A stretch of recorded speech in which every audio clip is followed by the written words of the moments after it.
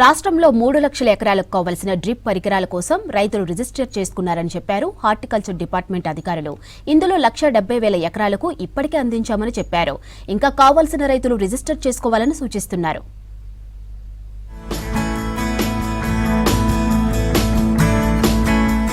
గత ప్రభుత్వ హయాంలో నిలిచిపోయిన డ్రిప్ ఇరిగేషన్ స్కీమ్ కాంగ్రెస్ అధికారంలోకి వచ్చాక తిరిగి పునరుద్ధరించింది.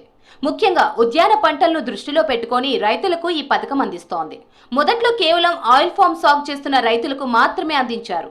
రైతుల నుంచి డిమాండ్ పెరగడంతో హార్టికల్చర్ పంటలతో పాటు అగ్రికల్చర్ పంటలకు కూడా డ్రిప్ స్ప్రింక్లర్లను సబ్సిడీపై అందిస్తోంది ప్రభుత్వం. కూరగాయల సాగుతో పాటు సన్ఫ్లవర్, చెరుకు, పల్లీలు, పత్తి లాంటి పంటలకు సబ్సిడీపై డ్రిప్ పరికరాలను రైతులకు ఇస్తున్నారు అధికారులు.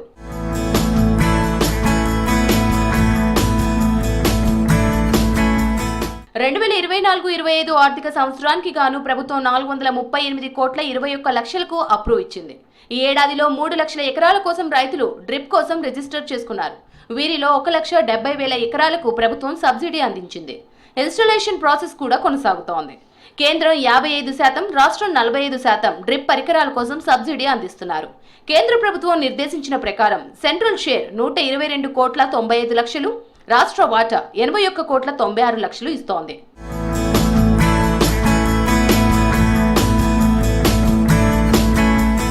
రైతుల ప్రయోజనాలను దృష్టిలో పెట్టుకుని రాష్ట్ర ప్రభుత్వం డ్రిప్ ఇరిగేషన్ పై అదనంగా సబ్సిడీ చెల్లించి రైతులకు సపోర్ట్ గా నిలుస్తోంది. ఎస్సీ ఎస్టీ రైతులకు 100% సబ్సిడీ, బీసీలకు 90%, ఇతర రైతులకు 80% సబ్సిడీతో డ్రిప్ ఇరిగేషన్ స్కీమ్ ను అమలు చేస్తోంది. ప్రభుత్వం దగ్గర రిజిస్టర్ చేసుకున్న 27 కంపెనీల నుంచే డ్రిప్ పరికరాలను తీసుకోవచ్చని హార్టికల్చర్ అధికారులు తెలిపారు.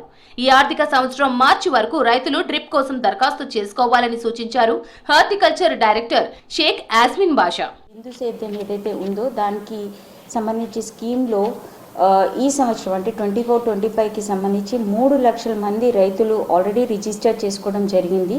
సో దానిలో ఇప్పుడు వరకు మనకి 1.7 lakh ఏకర్స్కి కూడా మనం సబ్సిడీ అందించడం జరిగింది. ఇన్స్టాలేషన్ ప్రాసెస్ కూడా అమల్లో ఉంది.